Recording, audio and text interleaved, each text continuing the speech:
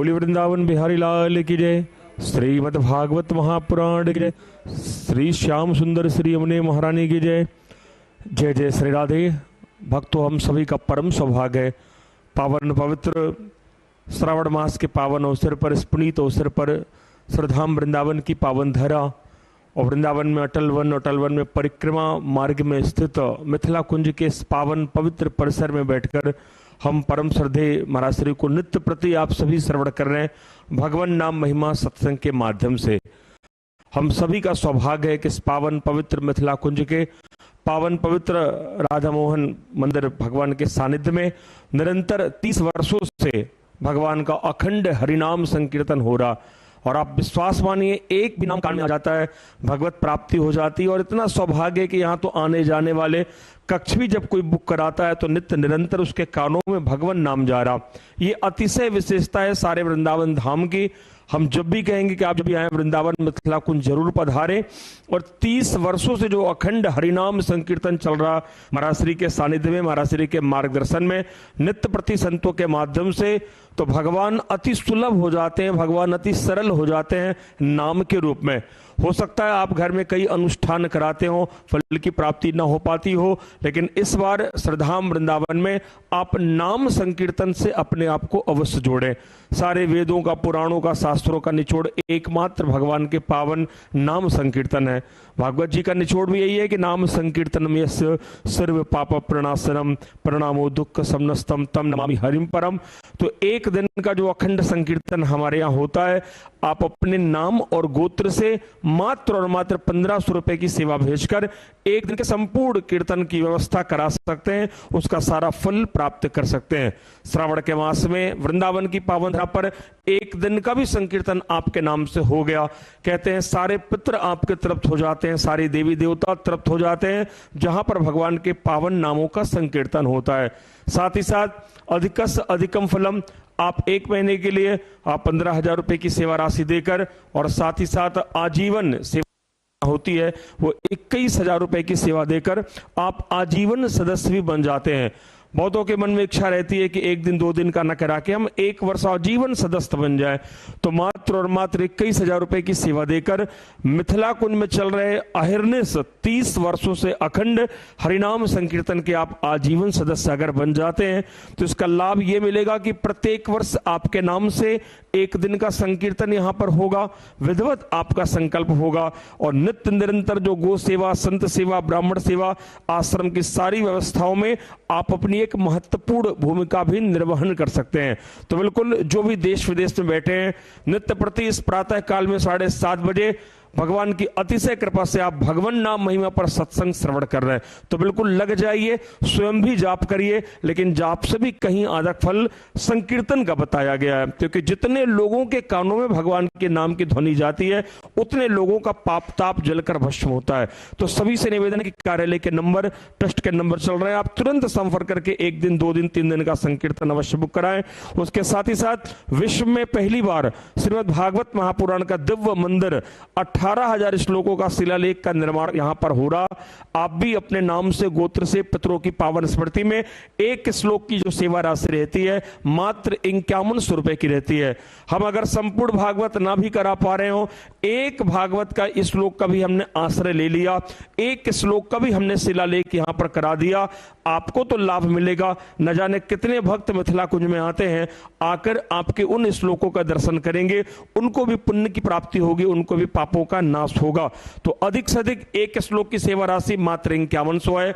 आप 2 श्लोक, 3 श्लोक, 4 श्लोक जैसी भगवान ने सामर्थ्य दी है, अधिक से अधिक आप श्रीमद् भागवत महापुराण का विश्व में प्रथम बार जो मंदिर बनने जा रहा, आपको भी गर्व होगा कि वो मंदिर निर्माण में एक श्लोक हमारा भी है, एक श्लोक हमारा भी है। तो अतिशय आप तुरंत कार्यालय में फोन करके वृंदावन में बनने जा रहे श्रीमद् भागवत महापुराण का दिव्य मंदिर शिलालेख मंदिर में अवश्य अपने नाम और गोत्र से एक श्लोक अवश्य लिखाएं। आइए इन्हीं मंगलमय सूचनाओं के साथ पुनः हम सभी भगवान नाम महिमा का आनंद लेंगे, क्योंकि कहूं कहां लगी नाम बढ़ाई, राम न सकहीं नाम गुण गाई। श्री वृंदावन बिहारी लाल की जय। जय जय श्री राधे जय जय श्री राधे। सभी भक्त वृंद भगवान के मंगल में नामनिष्ठ जो निरंतर ठीक 7:30 बजे संतवाणी चैनल खोलकर निरंतर श्री संकीर्तन महिमा की रसास्वादन कर रहे हैं। कई भक्तों का भाव संकीर्तन के प्रति ऐसा प्रेम है जो नित्य चाहे कुछ हो जाए संकीर्तन महिमा सुनकर ही अन्य कार्य करेगा। मैं उन भक्तों को भी धन्यवाद दे रहा हूँ जो श्री धाम वृंदावन में लगातार जिस अखंड संकीर्तन का संकल्प रखा गया और 30 वर्षों से आप सब लगातार सहयोग कर रहे हैं और निरंतर संकीर्तन चल रहे हैं। ये संकीर्तन उन भक्तों की प्रेम है, उन भक्तों की दान से ये सदा चलता रहेगा। हम रहे आप रहे, लेकिन हम आप नहीं भी रहेंगे, लेकिन भगवान नाम संकीर्तन सदा चलते रहेंगे। आप भी श्री धाम वृंदावन में कोई भागवत प्रेमी एक दिन का संकीर्तन, कोई 1 माह, कोई आजन्म, बहुत सारे लोग 21,000 समर्पित कर कि हम जब तक जिंदा है तब तक श्री धाम वृंदावन में हर माह मेरे नाम से संकीर्तन, संतों की सेवा और मेरे मरणोपरांत भी भगवान नाम संकीर्तन सदा निरंतर चलता रहेगा। ऐसे भक्त के योगदान है, उन भक्तों को बहुत बहुत धन्यवाद, साधुवाद। उन भक्तों को भी जिन भक्त के हृदय में जो विश्व में प्रथम बार श्री धाम वृंदावन में निर्माणाधीन श्रीमद् भागवत महापुराण के मंदिर बनने जा रहे हैं, जिन मंदिर में 18,000 श्लोक आप एक साथ श्री धाम वृंदावन में दर्शन करेंगे। आपने भगवान के गुण संकीर्तन, लीला संकीर्तन और धाम संकीर्तन की महिमा सुना। बहुत भक्तों का प्रश्न होता है कि क्या एकमात्र भगवान नाम संकीर्तन से प्रारब्ध का जो कर्म है वो क्या नाश हो जाता है? बिल्कुल, प्रारब्ध में का जो कर्म है, देखिए आप राहु केतु शनि अन्य ग्रह का जाप कब करवाते हो? जब आपके कुंडली में आपका समय आता है, इतने वर्ष तक आपके ऊपर 2022 से लेकर 24 तक ये ग्रह है, फिर उसके बाद ये ग्रह आएगा। आप चिंतित हो जाते हैं, दुखी हो जाते हैं, लेकिन उन समस्त ग्रहों को निवारण के लिए उनका इंतजार मत करो। आप एकमात्र भगवान के मंगल में, मधुर में, आनंद में नाम की शरण में चले जाओ। भगवान नाम के शरण में जाने मात्र से ही समस्त प्रारब्ध का जो कर्म है वो नाश हो जाता है। शास्त्र में कहा गया है, श्रीमद् भागवत महापुराण में वर्णन है, आदरणीय श्रीमान सुखदेव जी वर्णन करते हैं, नात परम कर्म निबंध कृतं तनम मोमोक्षता तीर्थ पदानुकीर्तना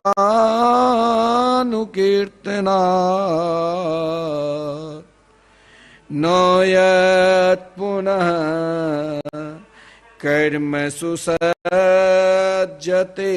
मनो रजो रजस्तमोभ्याम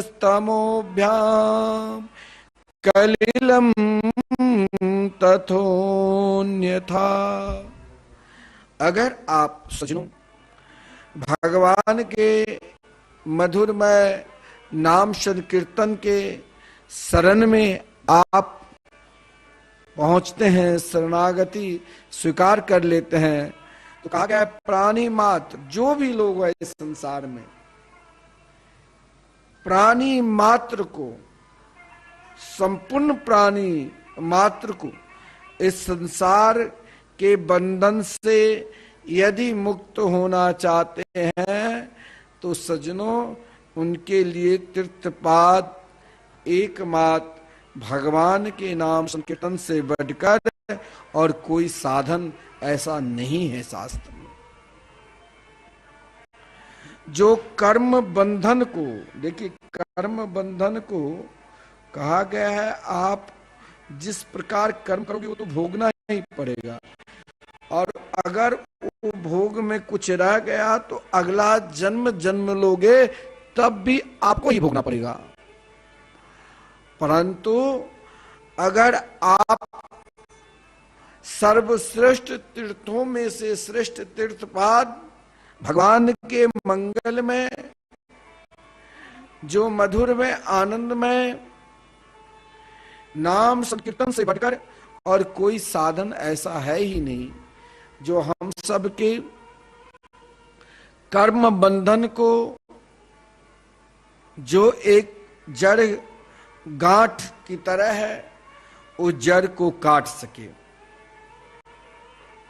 क्योंकि सज्जनों नाम आश्रय लेने मात्र से ही, नाम के आश्रय के शरण में जाने मात्र से ही मानव मात्र के मनुष्य का मन फिर सकाम कर्मों में आसक्त नहीं होता है।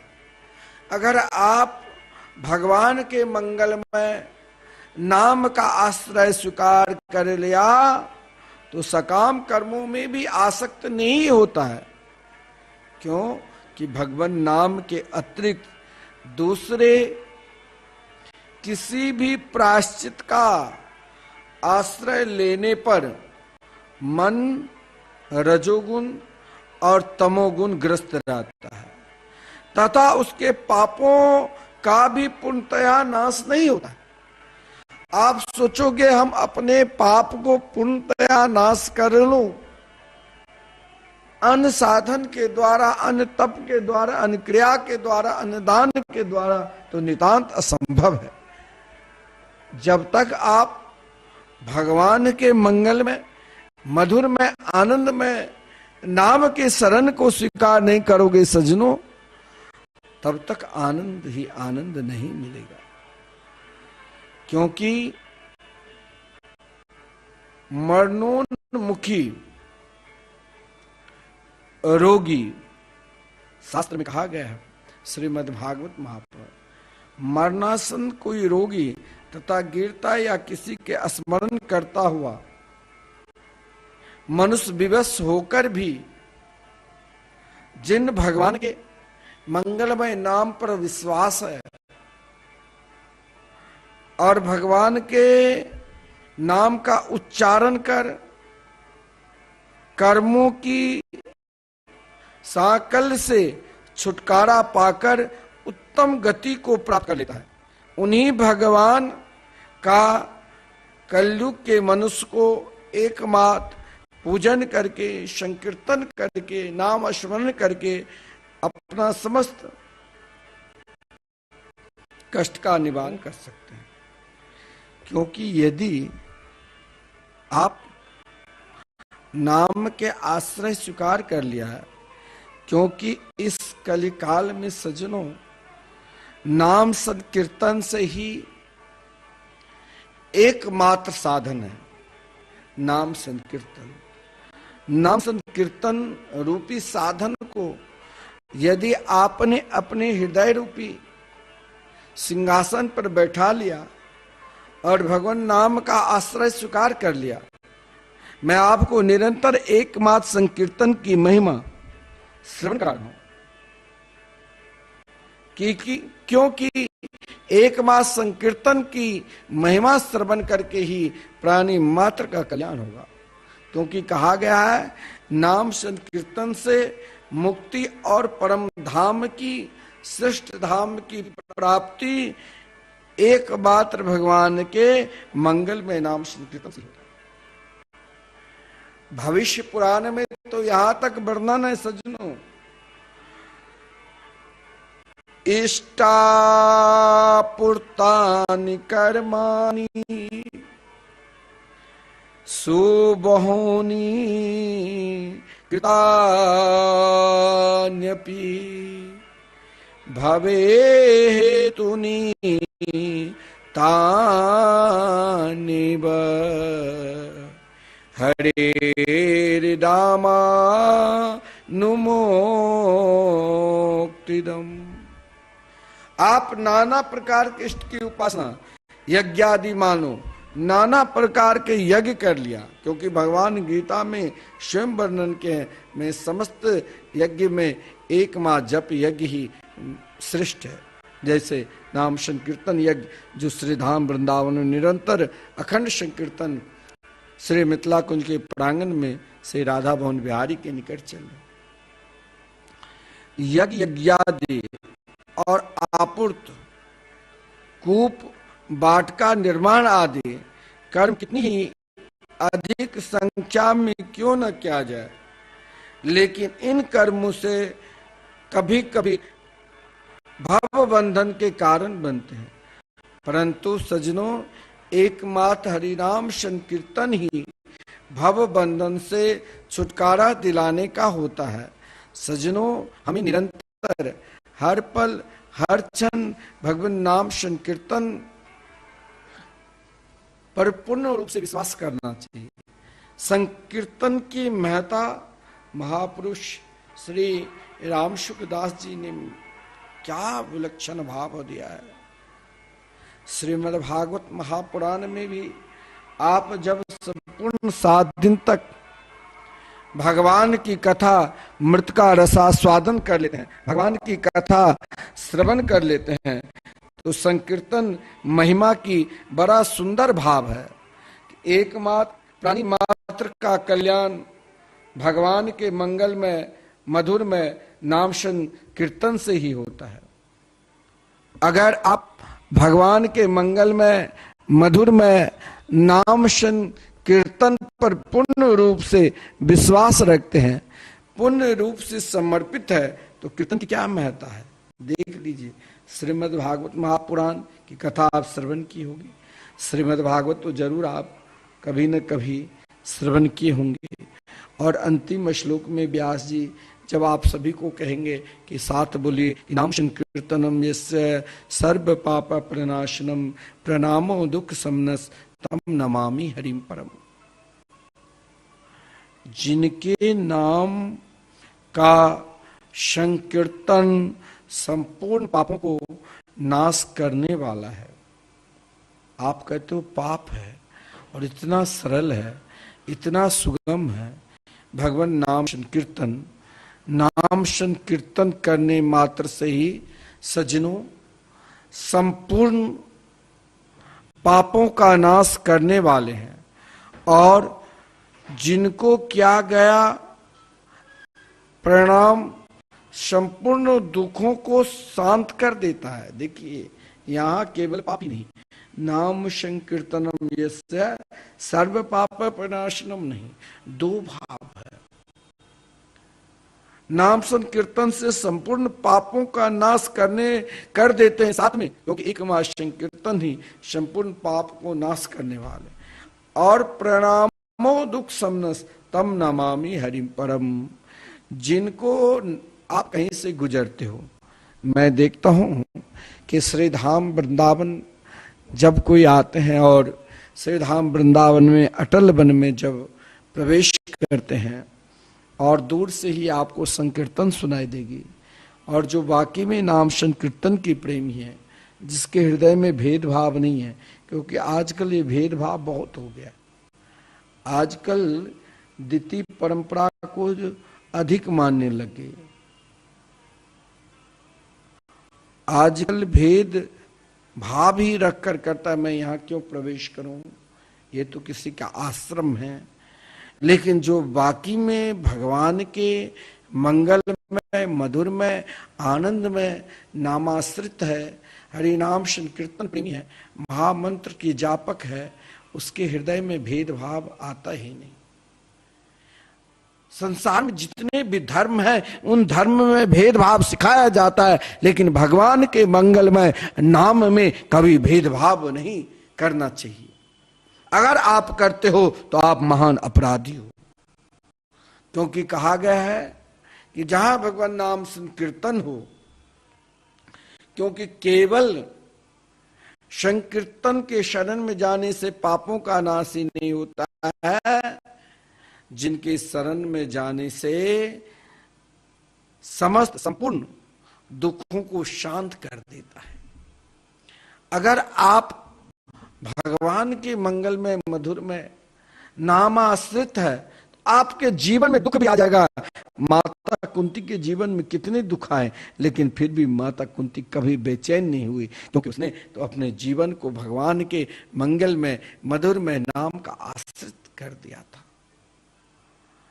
संपूर्ण दुखों को शांत कर देता है एकमात्र सज्जनों भगवान के मंगल में, मधुर में, आनंद में नाम। उन परम तत्व स्वरूप भगवान नाम को, श्री हरि को मैं बार बार नमस्कार करता हूं। सज्जनों ध्यान देना, इस कलिकाल में, इस कलयुग में अगर आपको तंत्र से बचना है, टोना टटका से बचना है, नाना प्रकार के भूत प्रेतों से बचना है, तो इससे बचने के लिए इस कलयुग में एकमात्र भगवान की मधुरमय,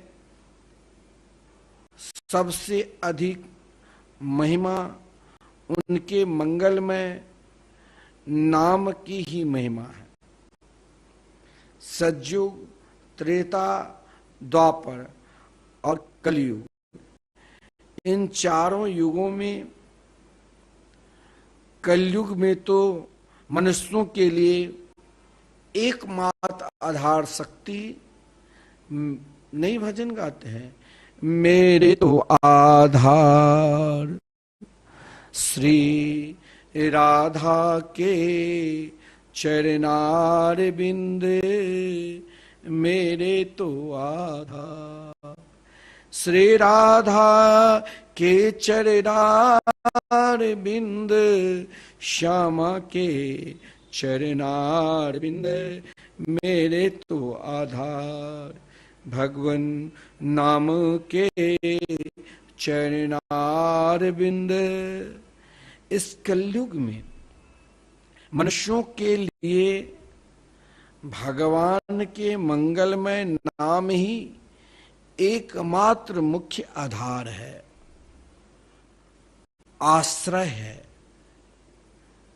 तथा सज्जनों भगवान नाम ही मनुष्य मात्र को कल्याण का सुगम और सर्वोपरि साधन है।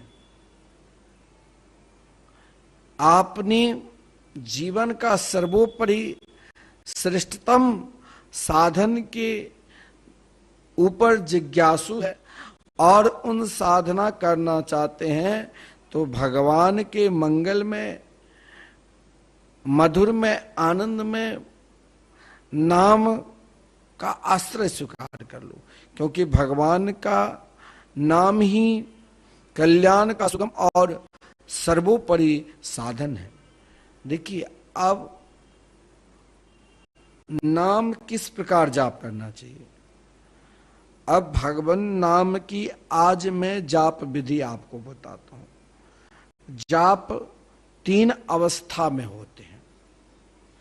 भगवान नाम का स्मरण 3 अवस्था आपको जीवन में लाएगा, और उन तीनों अवस्था में सर्वश्रेष्ठ अवस्था को जिस दिन आप पार कर जाओगे, उन सर्वश्रेष्ठ अवस्था रूपी जाप को प्रथम श्रेष्ठतम कहा गया है। भगवान नाम की श्रेष्ठ जाप एक मानसिक जाप होता है। पहला मानसिक जाप, जब आप उस स्थिति को पहुंच जाओगे ना, मानसिक जाप वही कर सकता है जो बड़े बड़े संत महापुरुष, जो नामनिष्ठ है, जिसने अपने जीवन को संकीर्तन में लगा दिया और संकीर्तन करते करते करते झोली माला लेकर निरंतर नाम जाप कर रहा है, किसी भी अवस्था में नाम नहीं छोड़ा। और जब झोली माला से जाप करते करते, माला लेकर जाप करते कर उस स्थिति को प्राप्त कर जाता है, आप वहां तक कल्पना करने के लिए अभी आपको संकीर्तन से सीधे प्रारंभ करना होगा, क्योंकि जाप का जो प्रथम कोटि जाप जो कहा गया है, जिस स्थिति में आप जब पहुंच जाओगे तो आप जिन परमात्मा के नाम का जाप करोगे, वो आप केवल जाप ही नहीं, उनके रूप भी सामने दर्शन करते रहोगे, उनके लीलाओं को भी सामने दर्शन करते रहोगे, और उनके धाम को भी। आप घर में हैं, लेकिन जब आप स्थिति को प्राप्त कर जाओगे ना, तो आपको चारों सत्य जो नित्य है वो आपको दर्शन मिलेंगे। नाम जाप, नाम जाप, ध्यान लिख लेना। पहले मैं बता देता हूं, 3 प्रकार के जाप सर्वश्रेष्ठ जाप कहा गया। भगवान नाम का एक श्रेष्ठतम जाप होता है मानसिक जाप, जैसे हमारे सिद्ध गुरुदेव जो निरंतर अहर्निशम एक पल के उनके रोम रोम, उनके कान, आप अपने उन कान को उनके निकट ले जाओगे तो आपको केवल महामंत्र ही सुनाई देगा। ये मानसिक जाप प्रथम चरण का माना गया है, मानसिक जाप होता है। फिर दूसरा जाप का विधि है, उसका नाम है उपांशु, उपांशु जाप होता है। और तीसरा जो साधन रूपी जाप का है, जो साधारण कोई भी वहां सबका प्रवेश है, उस जाप को कहा गया है साधारण जाप होता है। और एक संकीर्तन, उसे चाहे जाप साधारण जाप कर लो, किसी भी अवस्था में आप जाप कर सकते हो, या संकीर्तन होता है। लेकिन पहला चरण जो मानसिक जाप वह होता है, आपको मानसिक जाप के ऊपर बता रहा हूं। मानसिक जाप जो मैंने कहा श्रेष्ठतम जाप है, जप है। मानसिक जप वह होता है जिसने संकीर्तन करते करते करते अपने जीवन को कीर्तनमय बना दिया है। फिर कीर्तन से दूर ना हो जाए तो निरंतर माला लेकर, झोली माला में हाथ डालकर निरंतर कहीं भी जाए संकीर्तन करते रहते। अब जब उन अवस्था को जाप करते करते माला को भी जहां जरूरत नहीं होता है, वो मानसिक जाप में पहुंच जाता है। उस स्थिति को कोई कोई बिरले ही पहुंचेगा, ध्यान देना। और जब वो पहुंच गया तो उसे दुनिया दिखाई ही नहीं देगी, हर दुनिया में ही प्रिया प्रीतम के रूप माधुरी दिखाई देगी। और मानसिक जाप वह होता है जिसमें मन से ही आपको सामने बैठा है, आपको पता नहीं बाबा के हाथ में नहीं झोली माला नहीं, संकीर्तन कर रहे हैं, लेकिन ये बाबा क्या करते हैं, लेकिन निरंतर 24 घंटे एक क्षण के लिए, एक पल के लिए भी, जैसे श्री धाम वृंदावन में निरंतर अखंड संकीर्तन चल रहे हैं ना, एक क्षण के लिए भी बंद नहीं होता। 30 वर्ष तो मात्र हुए और लगातार अखंड चलता रहेगा। और आप संकीर्तन कराते हो तो आप जानो कि आप कितना बड़ा पुण्य कर रहे हो। आपका प्रवेश भी एक दिन मानसिक जाप में हो जाएगा। मानसिक जाप केवल ब्रह्म मुहूर्त में उठकर नहीं, उनके लिए तो अहर्निशम 24 घंटे हर पल, जो प्रथम चरण है जाप का मानसिक जाप, जो निरंतर मन से ही जाप चिंतन करता रहता है। अहर्निशम 24 घंटे मन से उनका जाप चलता रहे। आपसे बात भी कर रहे हैं, आप सोचते होंगे वाणी निकलता है, लेकिन मन से नाम जाप चल रहे हैं। एक पल के लिए दूरियां नहीं होती है। उन जाप को मानसिक जाप कहा गया, जो मन से जाप हो, जप चिंतन तथा उसमें उसका विशेषता क्या है? तो कंठ, जीवा और होठ नहीं हिलते हैं, उसे मानसिक जाप कहा गया। ना कंठ ना जीवा, जीवा से तो आपकी बात, आप उससे बात भी कर रहे हैं। मानसिक जाप को स्थिति प्राप्त करने के लिए महाराज अभी हमें संकीर्तन में प्रवेश करना पड़ेगा। मानसिक जाप की स्थिति वही है जिसमें तीन चीज कभी नहीं होता है। क्या? कंठ कभी हिलता नहीं, जीवा और होठ तीनों चीज, ना कंठ ना जीवा और ना होठ हिले, उस जाप को श्रेष्ठतम जाप मानसिक जाप कहा गया। और ये कोई महापुरुष साधु संत के सिवा कोई महान भक्त ही कर सकता है। सबको प्रयोग तो आपको जो कह देगा वो होगा ही, लेकिन वो ना किसी से को आशीर्वाद देते ना किसी को श्राप। वो तो इस स्थिति को पहुंच चुके हैं जो निरंतर अहर्निशम 24 घंटे निरंतर भगवान नाम शन कीर्तन चलता रहता है। लेकिन नाम जाप उनके जो मानसिक चल रहा है, जिन जाप में न कंठ न जीवा और न होठ हिले, उस जाप को मानसिक जाप कहा गया। पहला जाप की विधि दूसरा है, जिस जाप को कहा गया है उपांशु।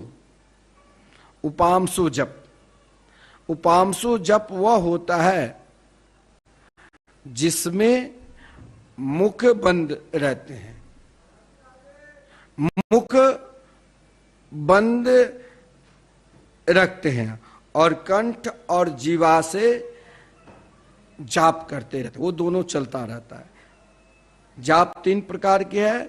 पहला मानसिक, जिन जाप में कंठ जीवा और ओठ न हिले। फिर दूसरा जप का विधि है उपांशु जप, जिस जप में महाराज एक चीज तो न हिले और दो हिलते रहे, उसमें मुख बंद रहे लेकिन कंठ और जीवासन जाप चलते रहे, उस जाप को उपांशु जाप कहा गया है। और तीसरा जो जाप है जो सर्वसाधारण का प्रवेश है, उसमें महाराज हर व्यक्ति का साधारण जप वह होता है, सामान्य जप उसे कह लो, सामान्य जप जिसमें अपने कानों को भी नाम सुनाई दे। आप जैसे श्री सीताराम करते तो आपको भी सुनाई दे, अपने कानों से भी नाम सुनाई दे, और दूसरों को भी। बहुत लोग परिक्रमा लगाते जोर जोर से बोलते हरे कृष्ण कृष्ण हरे हरे, हरे राम राम राम हरे हरे, वो भी सुनता है, हम भी सुनते हैं। उसको सामान्य कहा गया, उससे प्रारंभ करना चाहिए। उस जाप से कोई राधे कृष्ण कृष्ण कृष्ण राधे राधे, राधे श्याम श्याम श्याम राधे राधे, दूसरों भी सुन ले और अपनों भी कान से सुनाए दे, उसे सामान्य जाप। जैसे श्रीमद् भागवत महापुराण में प्रथम स्कंद में जब अधिकारी वक्ता और श्रोता का वर्णन है, तो प्रथम कोटि के वक्ता आदरणीय श्रीमान सुखदेव जी और श्रोता आदरणीय श्रीमान परीक्षित जी, मध्यम कोटि के वक्ता आदरणीय श्री देवर्षि नारद जी, श्रोता व्यास जी, और सामान्य कोटि के वक्ता सूत आदरणीय सूत जी और श्रोता सनकादिक ऋषि। तो तीन कोटि के वक्ता और तीन कोटि के श्रोता, तीन कोटि के साधक के विषय में बता रहा हूं, नाम जाप के विषय। तो आपने श्रेष्ठतम जाप के विषय में मानसिक जाप, जिस जाप में कभी भी तीन चीज हिलता ही नहीं, कंठ न जीवा न ओठ न हिले। दूसरा भाव है उपांशु जप, जप जो इस जप में महाराज आपके मुख बंद रहते हैं लेकिन कंठ और जीवा खुले रहते, उसमें कंठ और जीवा दोनों, जैसे मन तो मन जीवा खुले रहते हैं, तो कंठ और जीवा का उसमें प्रयोग किया जाता है। और सामान्य जो जाप है वो जाप का विधि है जो हम जब जाप करते हैं तो अपनों भी सुनाई दे, अपने कानों में दूसरों को भी सुनाई दे। उस जाप को सामान्य जाप कहा गया है सज्जनों, जिनमें अपने कानों को भी भगवान नाम सुनाई दे और दूसरों को भी सुनाई दे। इससे जाप के द्वारा आप कर सकते हो या संकीर्तन के द्वारा। उस संकीर्तन भी होता है, सामान्य में संकीर्तन आपको प्रारंभ संकीर्तन से ही करना पड़ेगा। और जब आप संकीर्तन का स्थिति को प्राप्त कर लोगे तब आप उपांशु जप में प्रवेश करोगे, और जब उपांशु जप सिद्ध हो जाएगा तभी आप मानसिक जप में प्रवेश करोगे। समझ में आ रहा है ना? हाँ भैया, आपको तो समझ में आ रहा है क्योंकि आप निरंतर नाम जाप करते हैं। नाम जाप की विधि इस प्रकार है। सामान्य जाप सबका प्रवेश है। कोई भी मानव मात्र भी सामान्य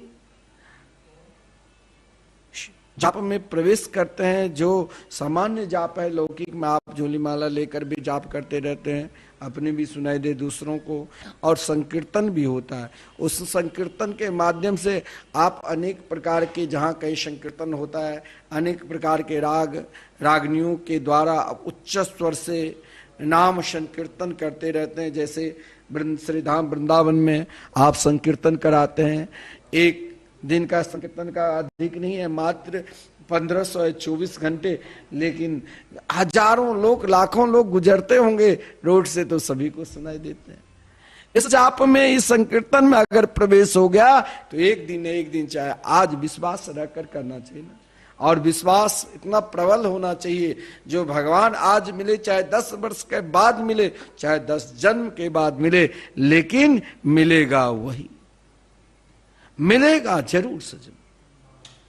तो संकीर्तन वो होता है जिसमें रागनियों के द्वारा उच्च स्वर से नाम का गान क्या, संकीर्तन के गान किया जाए। भगवान के नाम के सिवाय उनके लीला गुण प्रभाव आदि का, जो आपने भगवान के गुण संकीर्तन की महिमा, लीला संकीर्तन की महिमा और धाम संकीर्तन की महिमा पूर्व में श्रवण किए थे, तो उनमें सामान्य में सब कुछ प्रवेश होता है, सबको। और आप जब संकीर्तन में प्रवेश करोगे तभी आपको गुण संकीर्तन, लीला संकीर्तन, धाम संकीर्तन में प्रवेश होगा। इन सब में सज्जनों आप पहले नाम संकीर्तन में, जो सर्वश्रेष्ठ और सुगम और सरल साधन है, इसमें प्रवेश कर जाओ। देखिए सज्जनों, मानसिक जप में मन जितना तल्लीन होता है उतना ही वह अधिक श्रेष्ठ भी होता है।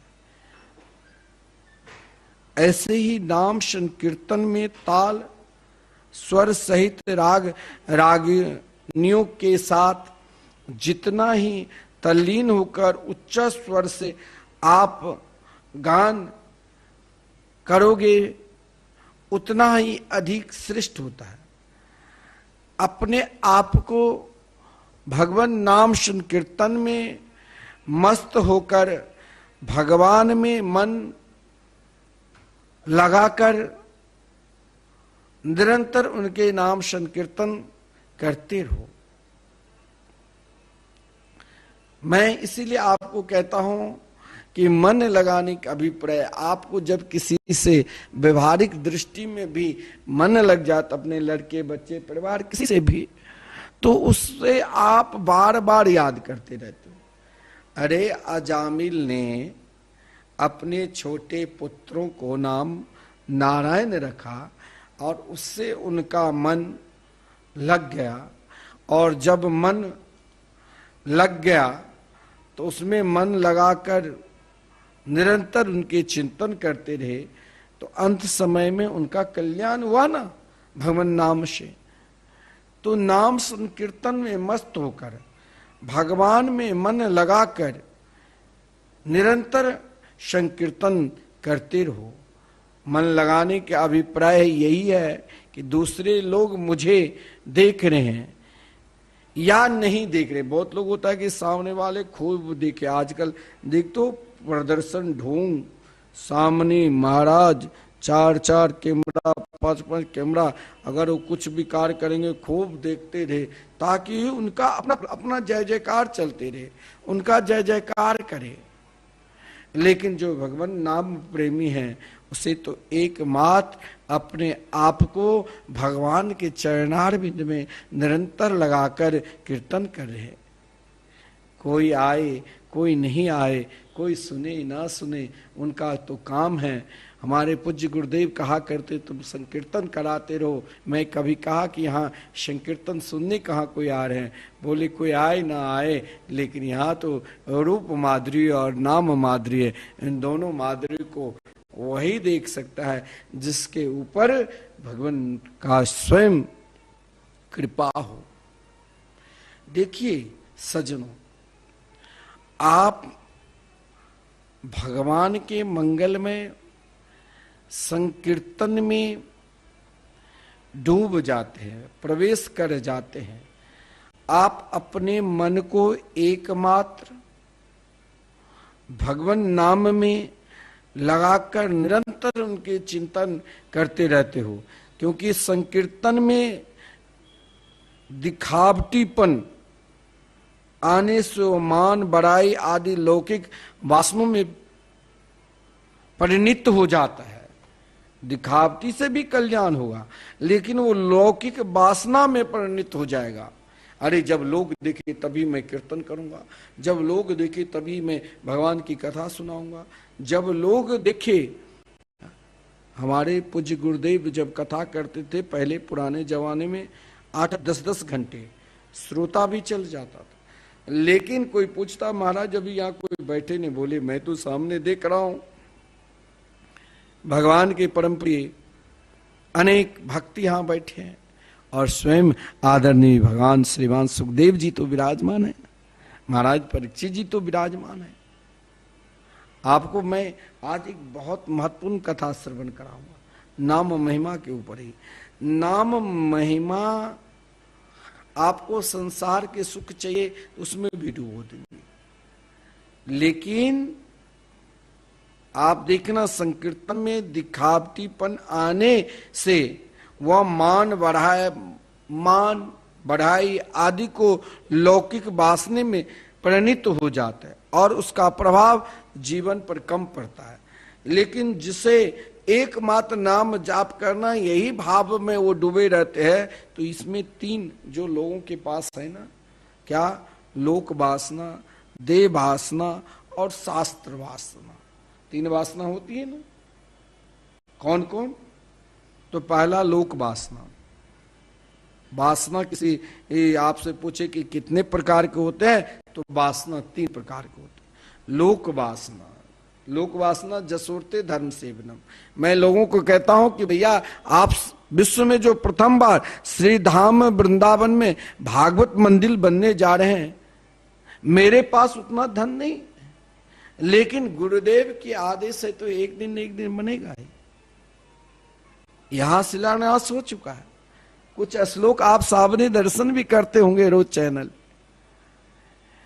और मैं कहता हूं लोगों को, आप भागवत मंदिर में जरूर हर सनातन धर्म प्रेमी को एक बार भागवत कथा करानी चाहिए। अगर सामर्थ्य नहीं है तो श्री धाम वृंदावन में आपके लिए बहुत सुगम और सरल ये उपाय, बहुत सुगमता के साथ आप भागवत की प्राप्ति कर लोगे, भागवत कथा श्रवण का फल की प्राप्ति कर लोगे, स्वयं भगवान की स्थापना की फल की प्राप्ति कर लोगे। आप एक श्लोक जरूर श्रीमद् भागवत महापुराण की दान श्री धाम वृंदावन में करो।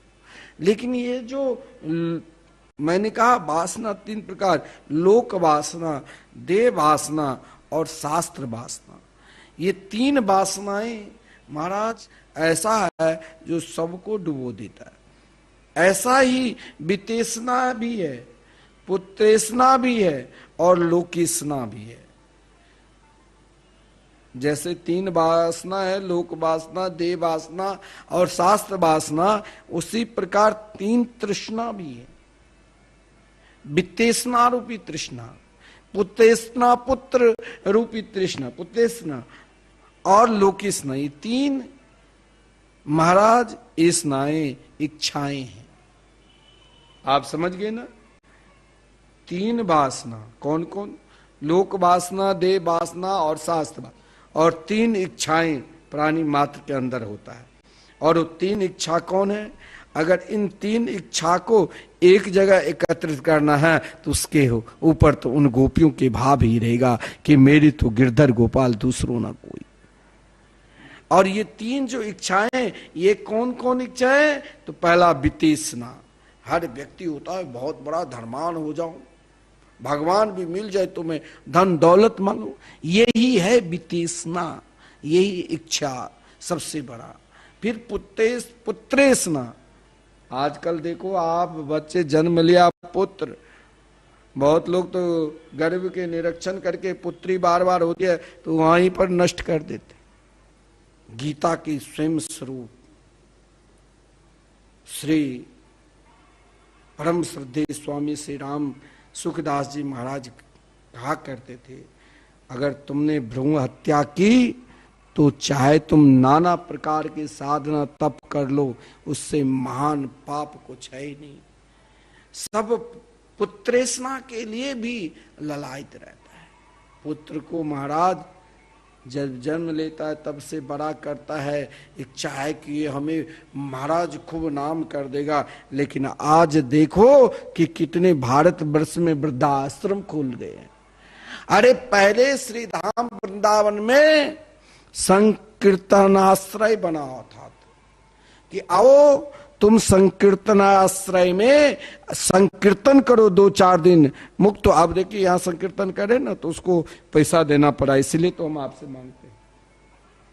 लेकिन पहले अपने आत्म कल्याण के लिए तीर्थ यात्रा के लिए आते तो 2-4 दिन बैठकर संकीर्तन करते थे। पहले वृंदावन में वृद्धाश्रम नहीं थे, यहां आकर साधु संतों के आश्रम में आते थे, सेवा करते थे। अब कहां वो भाव है? अब तो महाराज जहां तहां वृद्धा आश्रम है, क्योंकि वहां भी व्यक्ति के अंदर जो 3 तृष्णाएं हैं, वितृष्णा और पुत्रेष्णा और लोकेष्णा। आजकल धर्म भी वही करता है, दान भी वही करता है जो लोग हमें जाने,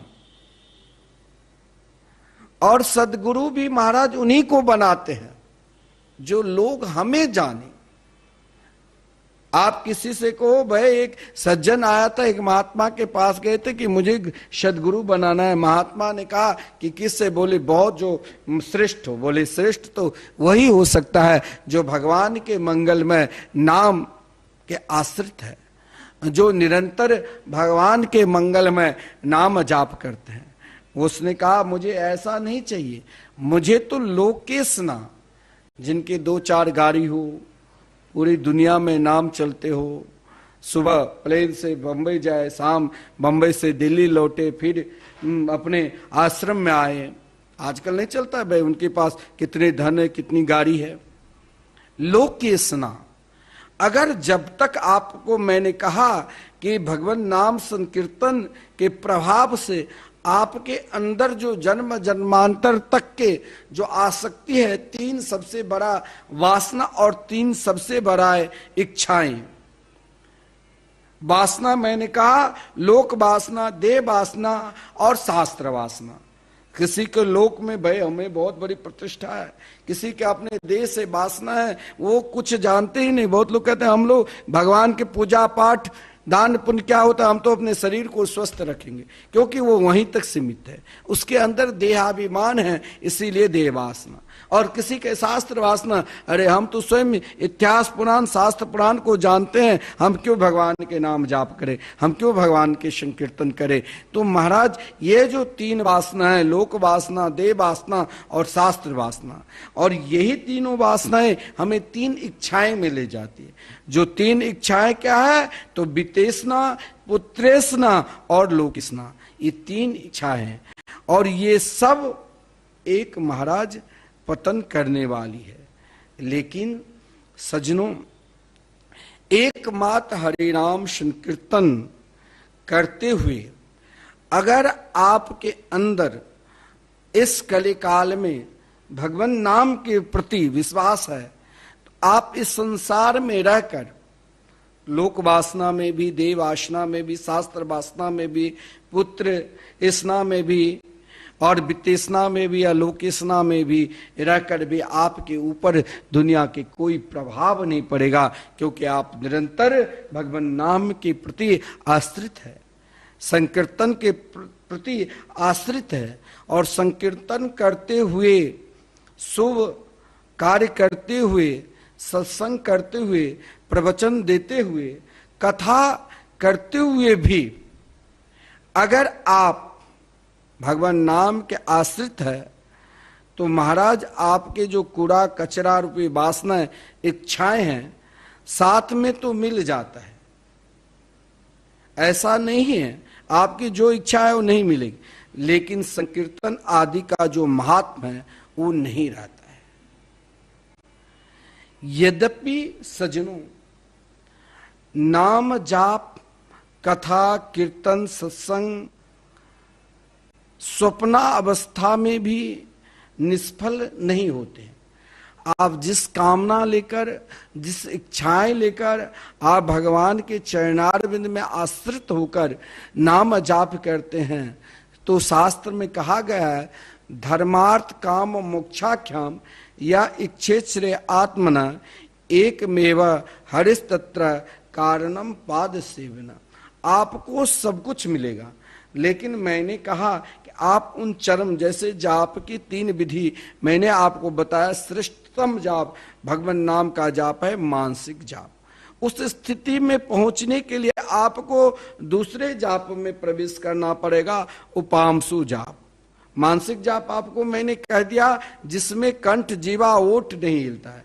उपांशु जाप में जिसमें महाराज कंठ और जीवा और कंठ, ये दोनों, महाराज कंठ तो बंद रहता लेकिन मुख और जीवा चलता रहता, इसे उपांशु जाप।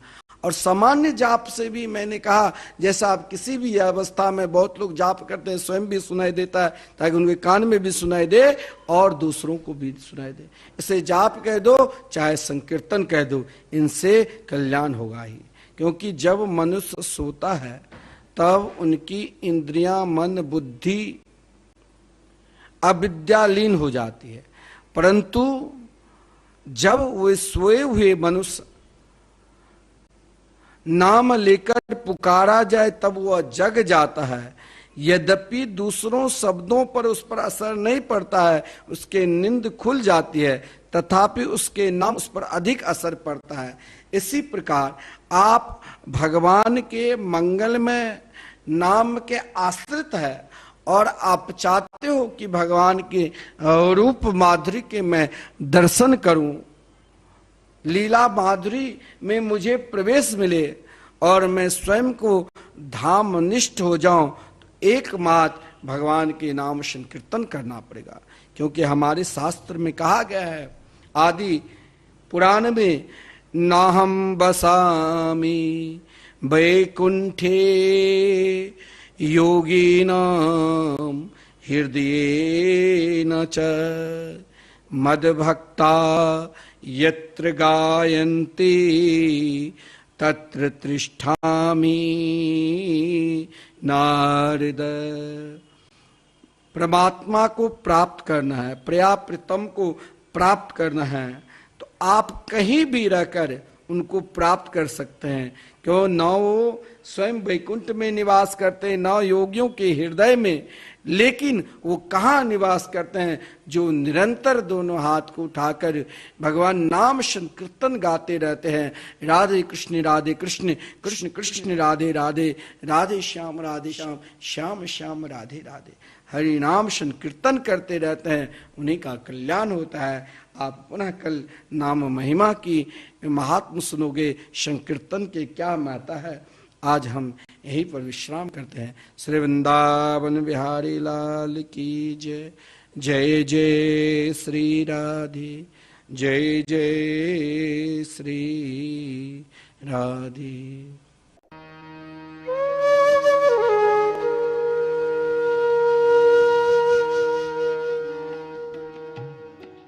श्रीमद् भागवत कथा को भगवान श्री हरि का साक्षात स्वरूप मानते हुए परम पूज्य अनंत श्री विभूषित जगत गुरु निम्बार्काचार्य श्री मुकुंद देवाचार्य पीठाधीश्वर श्री राधे श्याम शरण देवाचार्य जी ने भगवान श्री कृष्ण की लीला स्थली श्री धाम वृंदावन के मिथिला कुंज में विश्व का पहला श्रीमद् भागवत मंदिर बनाने का संकल्प लिया, क्योंकि द्वापर युग में स्वयं भगवान श्री कृष्ण ने कहा है कि कलयुग में श्रीमद् भागवत कथा ही मेरा साक्षात स्वरूप है। जो भी श्रीमद् भागवत कथा का श्रवण करेगा या करवाएगा उसका कल्याण होना निश्चिंत है। इसीलिए परम पूज्य महामंडलेश्वर श्री किशोरी शरण जी के अनुसार भगवान श्री कृष्ण की दिव्य वाणी का अनुसरण करते हुए प्रातः स्मरणीय पूज्य गुरुदेव जी ने श्रीमद् भागवत मंदिर बनवाने का निश्चय किया। विश्व में पहली बार बनने जा रहे इस श्रीमद् भागवत मंदिर की दीवारों पर श्रीमद् भागवत कथा के 18,000 श्लोकों का शिलालेख किया जाएगा। आप भी अपने नाम से, परिवार के नाम से, पूर्वजों के नाम से श्रीमद् भागवत मंदिर में श्लोक अंकित करवा सकते हैं। एक ईंट की सेवा 1100 रुपए, एक श्लोक की सेवा 5100 रुपए, 2 श्लोक की सेवा 11,000 रुपए, 5 श्लोक की सेवा 25,500 रुपए। यही नहीं, परम पूज्य अनंत श्री विभूषित जगत गुरु निम्बार्काचार्य श्री मुकुंद देवाचार्य पीठाधीश्वर श्री राधे श्याम शरण देवाचार्य जी और महाराज श्री के कृपा पात्र शिष्य परम पूज्य महामंडलेश्वर किशोरी शरण जी के पावन सानिध्य में यहाँ अखंड श्री युगल नाम महामंत्र हरि नाम संकीर्तन 30 वर्षों से लगातार 24 घंटे चल रहा है। आप अपने नाम से या अपने पूर्वजों के नाम से यहाँ अपने बच्चे के जन्मोत्सव एवं शादी की सालगिरह के उपलक्ष्य में संकीर्तन करा सकते हैं। एक दिन की संकीर्तन सेवा 1500 रुपए, एक माह की संकीर्तन सेवा 15,000 रुपए, अखंड संकीर्तन सेवा 21,000 रुपए देकर आप आजीवन संस्था के सदस्य बन सकते हैं। आपके नाम से मरण उपरांत तक संकीर्तन, एक संत का भोजन, गो सेवा चलती रहेगी। संस्था द्वारा आपको प्रमाण पत्र भी मिलेगा जिसमें आप आजीवन सदस्य रहेंगे। आप संकीर्तन एवं संत सेवा, गौ सेवा हेतु श्रीधाम वृंदावन के मिथिला कुंज आश्रम में साधु संत सेवा अन्य क्षेत्र में सहयोग कर सकते हैं। 21 संत की सेवा 2100 रुपए, 51 संतों की सेवा 5100 रुपए, संपूर्ण भंडारा सेवा 11,000 रुपए। आप अपने बच्चे के जन्मदिन पर, शादी की सालगिरह पर माता पिता के नाम से, पूर्वजों के नाम से संकीर्तन संत सेवा करवाकर पुण्य के भागी बने और अक्षय पुण्य प्राप्त करें। महाराज श्री के इन पावन प्रकल्पों से जुड़ने के लिए हमारे संपर्क सूत्र इस प्रकार हैं: 8979 929 835, 7817 968 196। यदि आप भी महाराज श्री के इन पावन प्रकल्पों से जुड़ना चाहते हैं तो हमारी अकाउंट डिटेल्स इस प्रकार हैं: account holder name Mithila Kunj, branch Vrindavan, account number 158505001309, IFSC code ICIC 0001017। तो आप भी महाराज श्री के इन पावन प्रकल्पों से जुड़कर अपनी इच्छा अनुसार दान देकर पुण्य के भागी बन सकते हैं।